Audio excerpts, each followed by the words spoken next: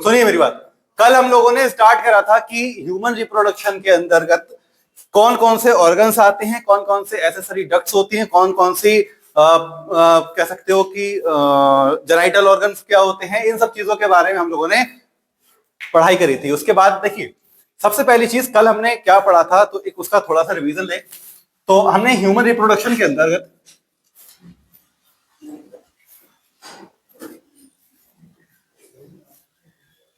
हमने सबसे पहले बताया था कि ह्यूमन रिप्रोडक्शन सिस्टम में सबसे पहली चीज क्या पाई जाती है कि इसमें एक मेल बॉडी होती है और दूसरा क्या होता है, एक मेल बॉडी होती है और दूसरी फीमेल बॉडी होती है।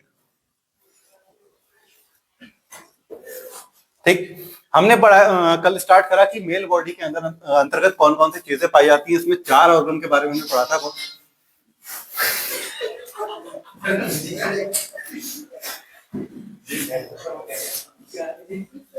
अच्छा, कैसे गधे किस्म के लोग हो बाकी में। 4 ऑर्गन के बारे में पढ़ा था। वो 4 ऑर्गन कौन कौन से थे बताओ? 4 ऑर्गन कौन कौन से पढ़े थे हम लोगों ने? सबसे पहला पढ़ा था ए पेयर ऑफ टेस्टिस। यहां बोल सकते हो वाले पॉइंट पे क्या पढ़ा था? A pair of,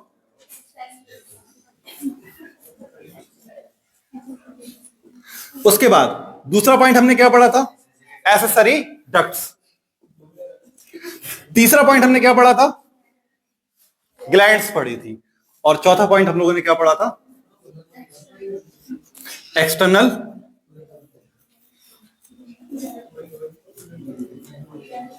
genitalia.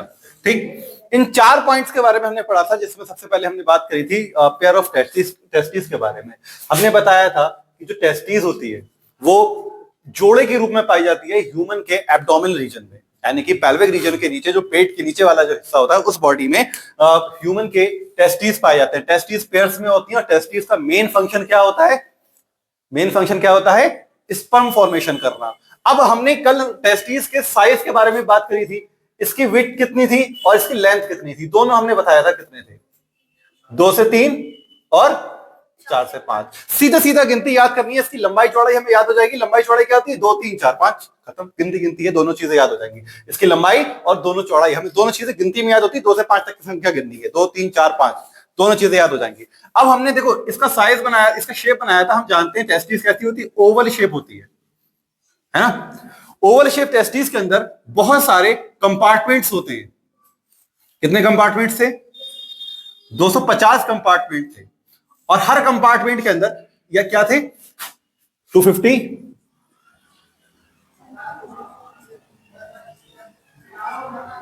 Compartments थे। हर कंपार्टमेंट्स के अंदर क्या पाए जा रहे थे? हर कंपार्टमेंट्स को हम कह क्या रहे थे? टेस्टिकुलर लोब्यूल्स या टेस्टिकुलर कंपार्टमेंट भी कह सकते हो। हर कंपार्टमेंट्स के अंदर कुछ एक स्ट्रक्चर पाया जा रहा था इस तरीके का। इनकी संख्या कितनी थी? 2 से 3। ये क्या थे? Seminiferous tubules. ठीक, अब देखिए उसके बाद हमने इसके अंदर एक बात और बताई थी आप लोगों की। जो स्पर्म फॉर्मेशन होता है वो कहां होता है? वो यहीं पर होता है। इसके अंदर 2 टाइप्स की सेल प्रेजेंट थी। कौन कौन सी? एक थी जर्म सेल और दूसरी थी सर्टोली सेल।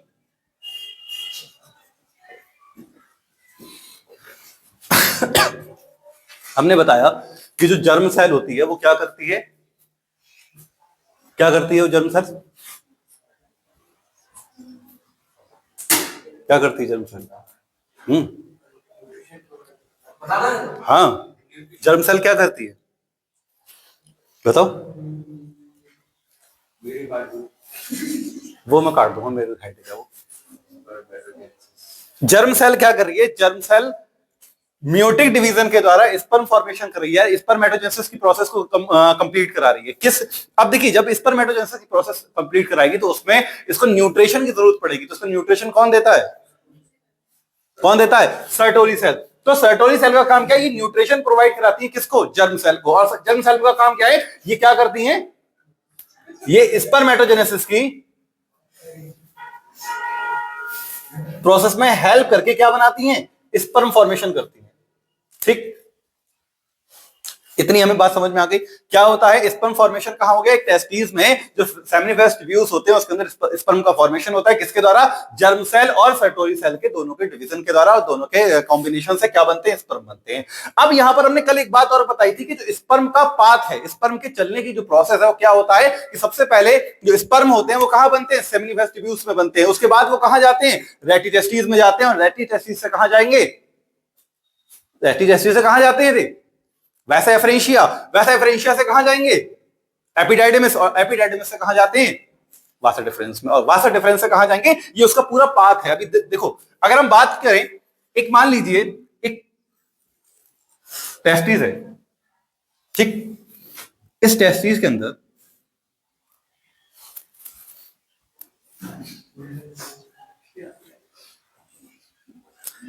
टू 250 कंपार्टमेंट्स हैं, ठीक? हर कंपार्टमेंट के अंदर क्या है? सेमिनिफेरस ट्यूब्यूल्स बने हुए हैं, ठीक? ये जो कंपार्टमेंट है यहां पर एक इतने वाले इस पार्ट से थोड़े से कनेक्टेड रहते हैं। इस पार्ट को हम लोग क्या कहेंगे? रेटी टेस्टिस। ये वाला जो पार्ट है, आपको ब्लैक ब्लैक पार्ट दिखाई देगा, इसी पार्ट को हम लोग क्या कहेंगे? रेटी टेस्टिस, ठीक? अब देखिए, सबसे पहले सेमिनिफेरस ट्यूब्यूल्स में क्या बने? स्पर्म बने। सेमिनिफेरस ट्यूब्यूल्स में स्पर्म बनने के बाद वो स्पर्म कहां गए? रेटी टेस्टिस में। अब रेटी टेस्टिस से कुछ डक्ट जाती हैं। इन डक्ट की संख्या ऑलमोस्ट कह सकते हो 10 से 15 तक होती है समथिंग। इनका इसकी संख्या कितनी है? लगभग 10 से 15 नहीं, 10 से 12 लिखो। 10 से 12 तक इनकी संख्या होती है। एक टेस्टिस के अंदर 10 से 12 क्या पाई जाती है? ये जो डक्ट दिखाई दे रही है, इसी को हम लोग डक्ट के कहेंगे वैसा एफरेंशिया।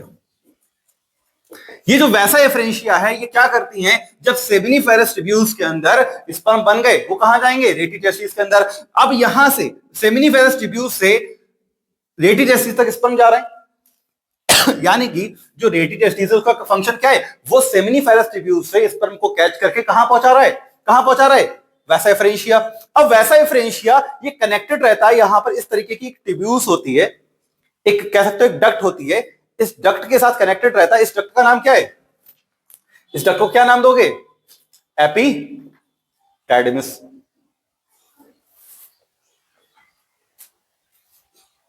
एपिडाइडिमिस। तो अब देखिए, सेमिनिफेरस ट्यूब्यूल्स में स्पर्म बने, स्पर्म बनने के बाद वो कहां गए? रेटी टेस्टिस में। रेटी टेस्टिस स्पर्म कहां पहुंचेंगे? अब वैसा एफरेंशिया, और वैसा एफरेंशिया से स्पर्म बनने के बाद कहां जा रहे हैं? एपिडाइडिमिस में। अब ये एपिडाइडिमिस आप लोग जानते हो, ये एपिडाइडिमिस होती है, एक ट्यूब से कनेक्टेड रहती है, एक डक्ट से कनेक्टेड रहती है। इस तरीके की डक्ट होती है, उस डक्ट को हम लोग क्या कहते हैं?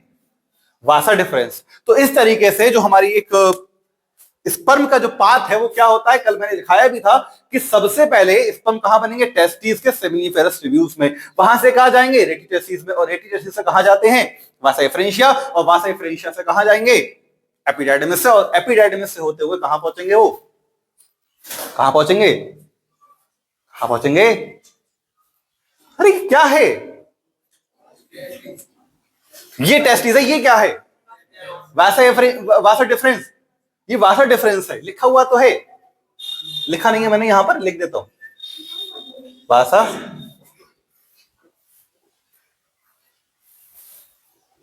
डिफरेंस। ये वासा डिफरेंस के अंदर पहुंचेंगे। वहां पे क्या होगा? इनका जो इजैकुलेटरी डक्ट है ये वहां तक पहुंचेंगे, और उसके बाद जो उसका यूरेथ्रा और यूरिनरी पोर के द्वारा बॉडी से बाहर इजैकुलेट हो जाएंगे। ये उनका पूरा पाथवे है। इतनी बात समझ में आ गई? कल हमने बात करी जो स्पर्म होते हैं उसका जब फॉर्मेशन होता है, सबसे पहले स्पर्म कहां जाएंगे? सेमिनिफेरस ट्यूब्यूल्स में, ठीक? सेमिनिफेरस ट्यूब्यूल्स से होते हुए स्पर्म वापस कहां जाएंगे? कहां जाते हैं? रेटी टेस्टिस तक, ठीक? रेटी टेस्टिस के बाद स्पर्म कहां पहुंचते हैं? वैसा एफरेंशिया में। ऐसा एफरेंशिया। वैसा एफरेंशिया के द्वारा होते हुए स्पर्म कहां पहुंचेंगे? एपिडाइडिमिस में।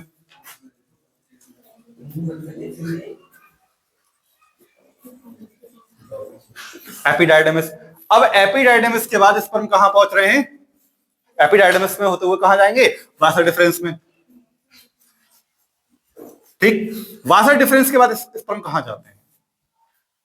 अभी तो वासा डिफरेंस तक थोड़ी इनका पाथ होता है, इन्हें तो और आगे जाना है। वासा डिफरेंस के बाद स्पर्म कहां जाते हैं बताओ?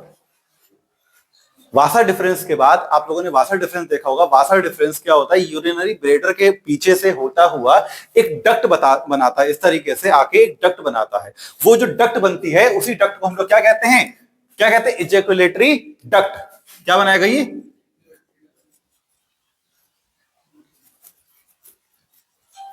इजैकुलेटरी डक्ट बनाता है। यहां पर भी इसका फंक्शन खत्म नहीं होता। इजैकुलेटरी डक्ट के बाद कहां जाता है? यूरेथ्रा के पास जाता है। कहां पहुंचेगा? यूरेथ्रा के पास।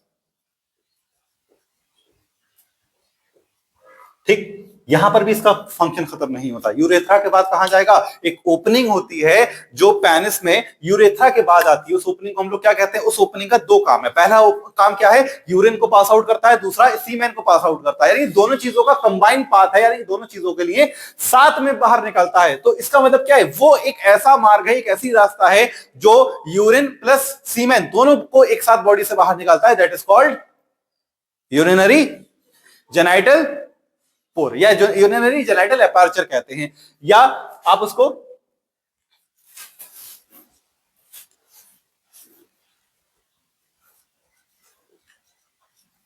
यूरेथ्रल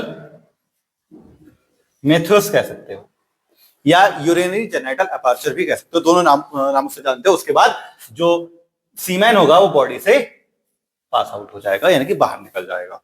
इसके बाद अब देखिए, इतना इसको नोट करो।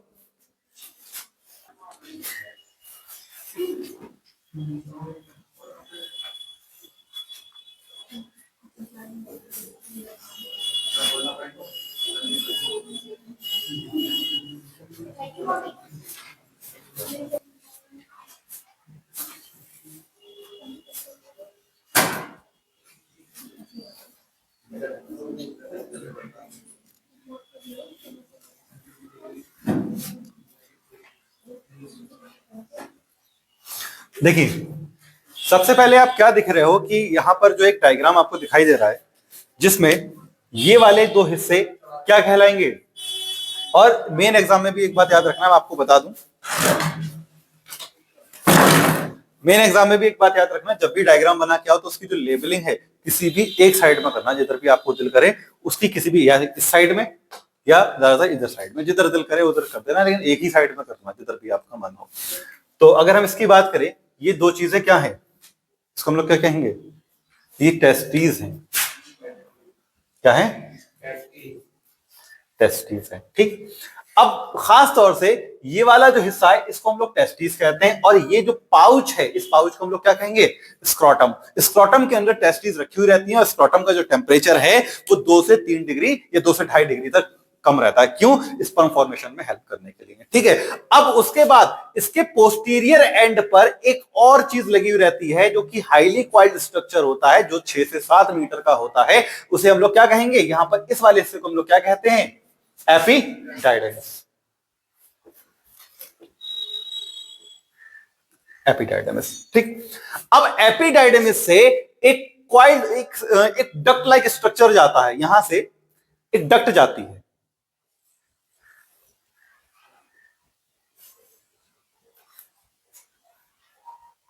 सेम यहां से भी क्या होगा? एक डक्ट लाइक स्ट्रक्चर जाएगा,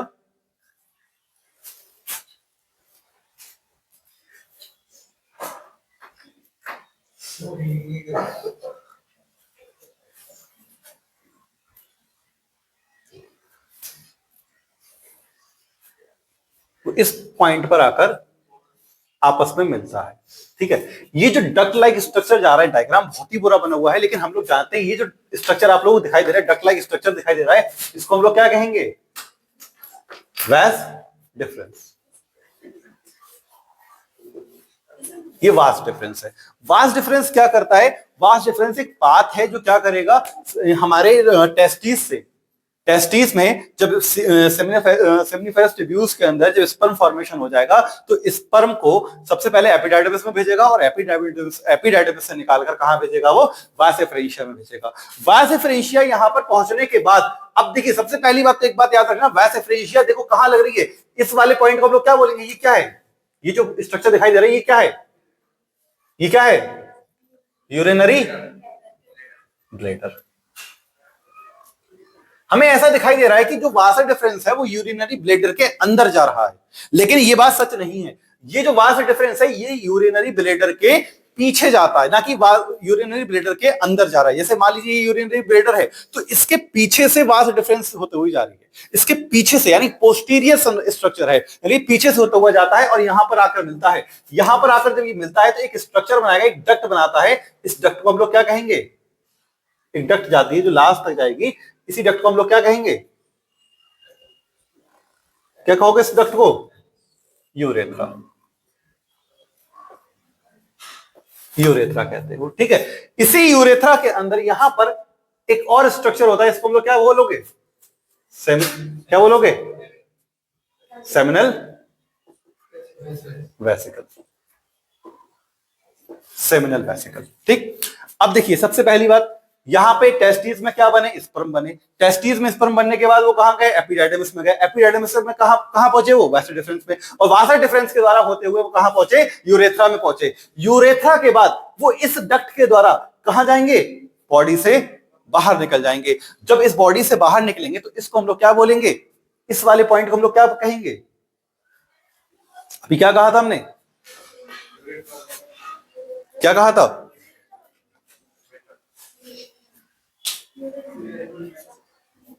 नहीं, हमने ये गलत लिख दिया। इसको इजैकुलेशन ट्यूब कहते हैं, सॉरी, इजैकुलेशन डक्ट कहते हैं। ये वाला जो पॉइंट है, ये जब ये बनाएगा इसको हम लोग कहेंगे यूरेथ्रा। क्या कहते हैं इसको? यूरेथ्रा कहते हैं।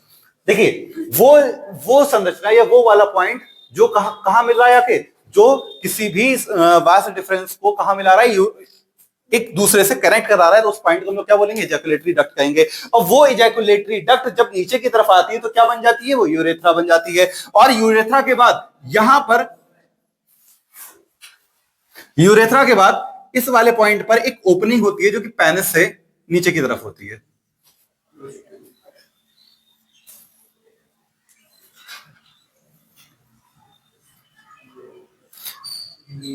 यहां पर इस वाली ओपनिंग को हम लोग क्या कहते हैं? जेनेटिकल नहीं भैया, जेनेटल यूरिनल जेनेटल अपर्चर करके, या फिर इसको क्या कहोगे? यूरेथ्रल यूटस। दोनों में से कोई भी नाम दे सकते हो। यूरिनो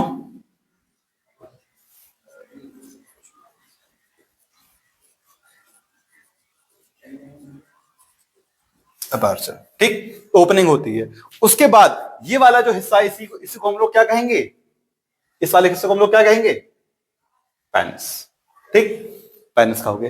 पेनिस के बाद अगला स्ट्रक्चर क्या आता है? इसके ऊपर जो एक कह सकते हो एक फोल्ड स्किन होती है, उस स्किन को हम लोग किस नाम से जानते हैं?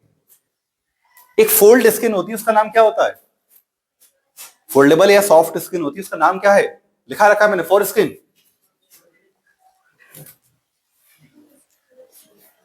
क्या कहते हैं उसको? फोर स्किन कहते हैं, ठीक। उसके बाद फोर स्किन के बाद आप क्या देखोगे? यहां पर एक और स्ट्रक्चर होता है, ये वाला जो स्ट्रक्चर है, स्वोलन पार्ट होता है, इसको हम लोग क्या कहते हैं? इसको क्या कहोगे? Glans penis.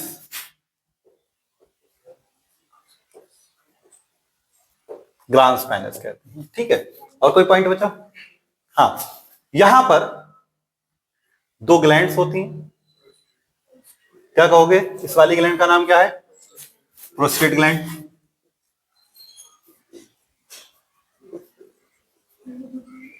यहां पर एक छोटी सी और ग्लैंड है, उसका नाम क्या है? बल्बो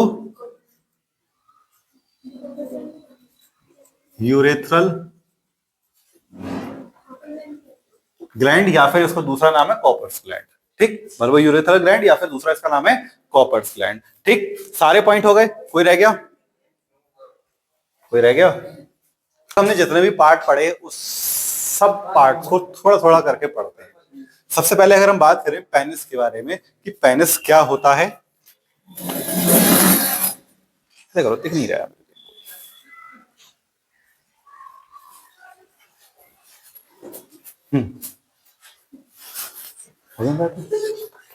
देखिए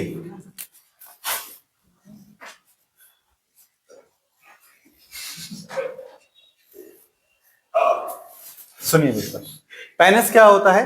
पेनिस जो है, उस पेनिस में कह सकते हो मेल बॉडी का एक सेक्सुअल या एक्सटर्नल जेनाइटल है, या कह सकते हो एक्सटर्नल जेनाइटेलिया है, या बाह्य जननांग है, जिसमें जितनी भी हाँ देखिए, पेनिस में क्या होता है, एक एनलार्ज, पेनिस में एक एनलार्ज पार्ट होता है। क्या होता है? यानी कि एक बड़ा सा हिस्सा होता है, इसको हम लोग क्या कहेंगे? जो बड़ा सा हिस्सा होता है उसको हम लोग क्या कहते हैं? ग्लांस पेनिस कहते हैं। क्या नाम है उसका? Glans penis. अभी हम लोगों ने डायग्राम में बनाया ग्लांस पेनिस क्या था, ठीक है। उसके बाद अगर हम बात करें, पेनिस के अंदर ही कुछ लूज फोल्ड्स होते हैं।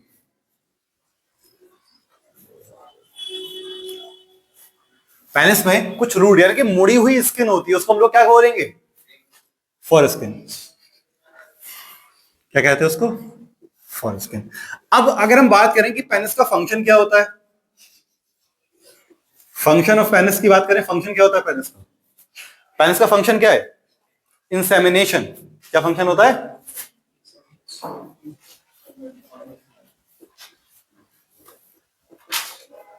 आप मेन एग्जाम में इतनी ही बातें लिख के आओगे, बस थोड़ा सा डिटेल में लिख के आ जाओगे, जो मैंने बातें बोल दी आप उसको डिटेल में लिखोगे।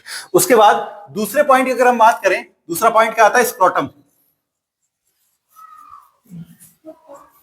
स्क्रोटम क्या होता है? What is scrotum? Scrotum is a pouch like structure. क्या होता है? एक पाउच होता है। क्या है स्क्रोटम? क्या होता है? एक पाउच होता है, जो कि कहां लोकेटेड है? कहां पर होता है? एक्सटर्नल एब्डोमिनल एरिया में। कहां होता है? यानी कि हमारे जो कह सकते हो स्टमक वाला एरिया है, उसके बाहर एक उसके बाहर, बॉडी से बाहर कह सकते हो कि जो हमारे लोअर बॉडी है उसमें लोकेटेड रहता है। उसका मेन फंक्शन क्या होता है? ये कैरीज करे रहता है किसको?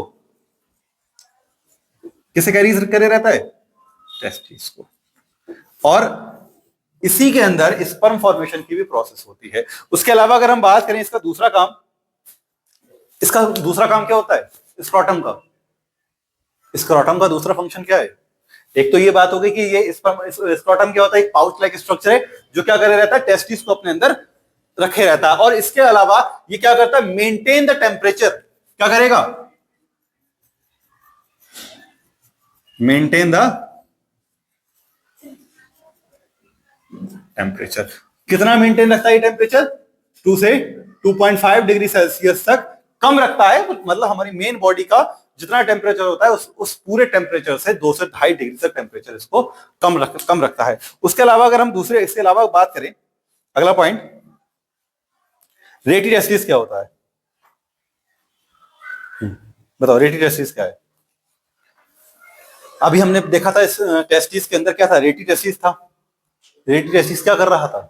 हमने टेस्टिस से टेस्टिकुलर लोब्यूल्स पढ़े, उसके अंदर क्या थे? सेमिनिफेरस ट्यूब्यूल्स थे। सेमिनिफेरस ट्यूब्यूल्स के अंदर क्या था? सेमिनिफेरस ट्यूब्यूल्स में टेस्टिस बन रहे थे। और टेस्टिस कहां जा रहे थे? वो टेस्टिस कहां जा रहे थे? अरे कहां जा रहे थे भाई? हम लोगों ने एक डायग्राम बनाया था अभी, ठीक। उसके अंदर हमने पढ़ा था कि यहां पर क्या होते हैं? 250 कंपार्टमेंट्स होते हैं।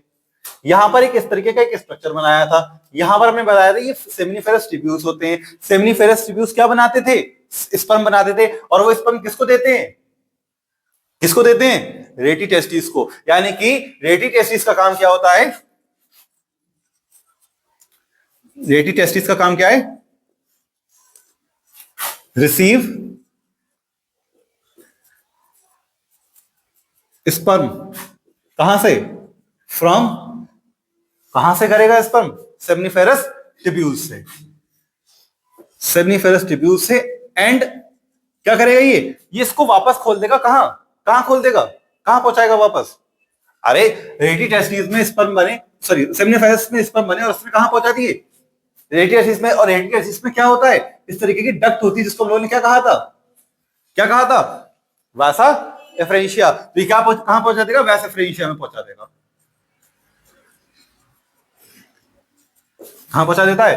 वैस एफरेंशिया में पहुंचा देता है। ठीक, अब उसके बाद वैस एफरेंशिया क्या होती है? देखिए, वैस एफरेंशिया का मैंने बताया कि सबसे पहले टेस्टिस होती है। टेस्टिस में क्या होता है? टेस्टिकुलर लोब्यूल्स होते हैं। टेस्टिकुलर लोब्यूल्स के अंदर सेमिनिफेरस ट्यूब्यूल्स होते हैं और उसके अंदर स्पर्म बनता है। स्पर्म बनने के बाद वो स्पर्म कहां जाते हैं? रेटिटेस्टिस में जाते हैं। और रेटिटेस्टिस से वो स्पर्म कहां जाते हैं? रेटिटेस्टिस से कहां जाते हैं? वैसा एफरेंशिया। और वैसा एफरेंशिया क्या करता है उनको? वैसा एफरेंशिया वहां से निकालकर उनको कहां पहुंचा देगा? एपिडाइडमिस में पहुंचा देता है। यानी कि पर क्या होता है? वैस एफरेंशिया होता है। अब देखिए, वैस एफरेंशिया की संख्या कितनी होती है? मैंने बताई थी कितनी थी वैस एफरेंशिया की संख्या? 10 से 12। वैस एफरेंशिया कितने होते हैं नंबर में? 10 से 12 इनकी संख्या होती है। ये क्या करती हैं? ये ट्रांसपोर्ट करते हैं किसको? ट्रांसपोर्ट स्पर्म कहां कहां से कहां करते हैं? वैसा एफरेंशिया से कहां, सॉरी, ये ट्रांसपोर्ट स्पर्म कहां से? वैसा एफरेंशिया से स्पर्म को कहां पहुंचाएंगे? एपिडाइडमिस में। Sperm to epididymis. यानी कि हमें सबके फंक्शन पता चल गए। हमें पहला फंक्शन पता चला किसका? पेनिस का। पेनिस का फंक्शन क्या होता है? ये इरेक्टाइल होता है और इसका फंक्शन क्या है? इंसेमिनेशन। हमने उसके बाद बात करी फरहान, हमने उसके बाद बात करी इसमें क्या होता है? पेनिस में एक लूज फोल्ड होता है जिसको हम लोग फोरस्किन कहते हैं। उसी के बाद इसमें क्या होता है? एक एनलार्ज पार्ट होता है जिसको हम लोग क्या बोलेंगे? ग्लांस पेनिस कहते हैं। उसके बाद एक स्पोटम, एक पाउच लाइक स्ट्रक्चर होता है जिसके अंदर टेस्टिस रखी रहती हैं और इसको हम लोग ये क्या काम होता है इसका? Maintain the temperature. 2 से 2.5 डिग्री तक टेम्परेचर को मेंटेन करके रखता है। उसके बाद रेटिटेस्टिस की बात करी। रेटिटेस्टिस क्या करता है? ये स्पर्म को रिसीव करता है कहां से? सेमिनिफेरस ट्यूब्यूल्स में। और कहां छोड़ देता है? वैसे एफरेंशिया में। वैसे एफरेंशिया क्या करता है? वैसे एफरेंशिया की संख्या 10 से 12 होती है और ये क्या करती है? वैसे एफरेंशिया ट्रांसपोर्ट करती है स्पर्म को कहां से? वैसे एफरेंशिया से एपिडाइडमिस में। अब एपिडाइडमिस क्या करती है? इसके और नीचे दिखाई दे रहा है? और नीचे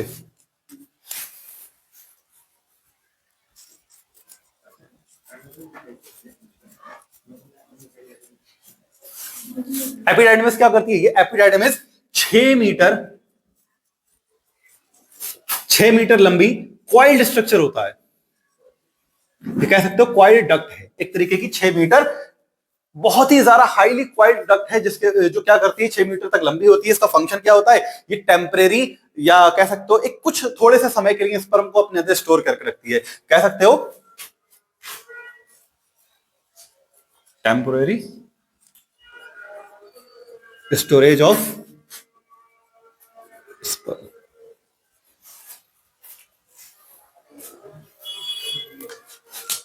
यहां पर दो बातें और होती हैं। यहां पर सबसे पहली बात तो ये मैच्योरेशन करता है। यहां पर स्पर्म का क्या होता है? Maturation of sperm. ठीक, दूसरी बात, एक तो बात हो गई कि स्पर्म का मैच्योरेशन का बात करता है और उसके अलावा इसमें एक चीज और भी होती है। 6 मीटर लंबी क्वाइल्ड स्ट्रक्चर है और सबसे दूसरी बात इसमें स्टोरेज ऑफ स्पर्म, यानी कुछ समय के लिए टेम्परेरी स्टोर करके रह जाता है। और यहीं पर क्या होता है? मैच्योरेशन ऑफ स्पर्म, यानी कि स्पर्म को मैच्योर करने की भी प्रोसेस की जाती है। ठीक, और मैंने एक बात तो पहले से बताई थी, ये प्रेजेंट कहां होती है? लोकेशन इसकी कहां है? पोस्टेरियर पार्ट ऑफ टेस्टिस, यानी टेस्टिस के, मान लीजिए टेस्टिस है तो इस पीछे वाले हिस्से पर ये प्रेजेंट रहेगी। लिख दूं क्या?